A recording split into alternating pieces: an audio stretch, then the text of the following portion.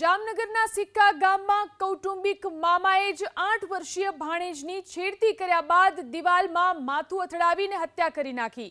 મીઠાપુરની મહિલાના 2 મહિના પહેલા છૂટાછેડા થયા બાદ પોતાની 3 પુત્રીઓ સાથે સિક્કામાં કૌટુંબિક મોટા બાપુના પુત્રને ત્યાં રહેવા માટે આવી હતી, જ્યાં કૌટુંબિક મામો 8 વર્ષીય બાળકીને હેરાન કરતો હતો।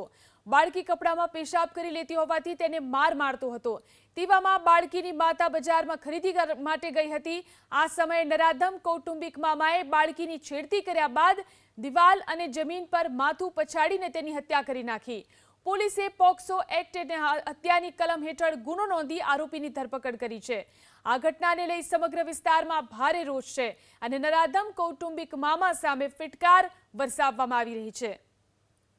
આ દીકરીને જે તે દિવસે કંઈક કપડામાં પેશાબ કર્યું એવી હકીકત હતી, જેના અનુસંધાને નીતિન આરોપી ગુસ્સે થઈ અને દીકરીને 2 હાથ પકડી 2 પગે પકડી અને દિવાલના ભાગે અથડાવેલ અને દીકરીએ અગાઉ એની માને નાની નાની હકીકતો જણાવી, તેમાં એના ગુપ્ત ભાગે ફિંગરિંગ કરેલાની હકીકત પણ દીકરીએ એની માને જણાવેલ જે તે વખતે। એટલે એ અનુસંધાને ફરિયાદ લઈ અને કાયદેસરની કાર્યવાહી કરેલ છે। હાલ સિક્કા પોલીસ સ્ટેશનના પીઆઈ શ્રી તપાસ કરી રહેલ છે। આરોપી પોલીસ કબજામાં છે અને એના રિમાન્ડ મેળવેલ છે।